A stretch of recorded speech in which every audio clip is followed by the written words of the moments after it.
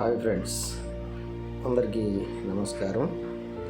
ఈరోజు మనము ఎండు కొబ్బరి యొక్క ప్రయోజనాలను మనం తెలుసుకుందాం. ఎండు కొబ్బరిలో అనేకమైన పోషకాలు, ఆరోగ్యమైన కొవ్వులు అధికంగా ఉంటాయి. ఇది మెదడు పనితీరును మెరుగుపరచడానికి, జీర్ణక్రియను మెరుగుపరచడానికి, రోగనిరోధక శక్తిని పెంచడానికి, దీనిలో ఉన్న ఐరన్ రక్తహీనతను తగ్గించడానికి, గుండె ఆరోగ్యంగా ఉండటానికి కూడా చాలా మేలు చేస్తుంది.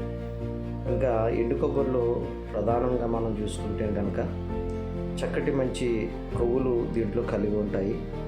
మెదడు ఆరోగ్యానికి ఆ కొవ్వులు ఎంతగానో ఉపయోగపడతాయి. మెదడు చురుకుగా పనిచేయడానికి మరియు జ్ఞాపక శక్తిని పెంపొందించడానికి సహాయపడతాయి. ఎండు కొబ్బరి మరొక ప్రయోజనం కలిగి ఉంటుంది.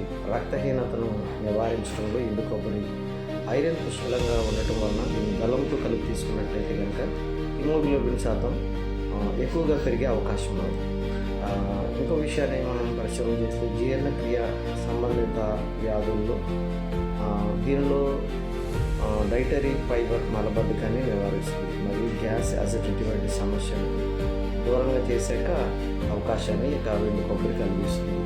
కనుక గుండె ఆరోగ్యంలో కూడా ఇది శరీరంలో మంచి కొలెస్ట్రాల్ను అంటే హెచ్డిఎల్ను పెంచి ఎల్డిఎల్ను తగ్గించడంలో సహాయపడుతుంది. కనుక ఈ యొక్క ఎండు కొబ్బరి విషయంలో వీరమాచినేని గారు చక్కని సూచనలు, సలహాలు ఇచ్చారు. నిజంగా ఎండు కొబ్బరి వల్ల అన్ని ప్రయోజనాలు ఉన్నాయని మనం ఆలోచన చేస్తే కనుక ఉన్నాయని చెప్పుకోవాలి. అయితే ఇంకొక విషయం కూడా ఇక్కడ మనకు కనపడుతుంది. ఎముకలకు బలాన్ని ఇచ్చి ఎండు కొబ్బరి కాల్షియం, మెగ్నీషియం, కాపర్ వంటి ఖనిజాలు ఎముకల్లో దృఢంగా ఉంచుతాయి. కనుక ఎండు కొబ్బరి వాడటం వలన ఎముకలకు మంచి ప్రయోజనం కలిగే అవకాశం ఉంది. కనుక ఎండు కొబ్బరి లేదంటే మనం కురిడీలుగా తయారు చేసిన కొబ్బరిని మనం వాడగలిగితే కనుక, లేదంటే నూనెను వాడగలిగితే కనుక అనేకమైన ఆరోగ్య ప్రయోజనాలు మనము పొందవచ్చు. కనుక ఈ ఎండు కొబ్బరిలో క్యాలరీ మరి శాచురేటెడ్ కొవ్వులు ఎక్కువగా ఉంటాయి. కాబట్టి రోజుకు 15 నుండి 30 గ్రాముల సుమారు 1 లేదా 2 చిన్న ముక్కల మోతాదులో దీన్ని తీసుకుంటే గుండెకు మంచి ఆరోగ్యంగా ఉంటుంది. అధికంగా కొలెస్ట్రాల్ సమస్యలు ఉన్నవారు దీన్ని తీసుకోవడానికి ముందు వైద్యుల సలహా సంప్రదించాలి.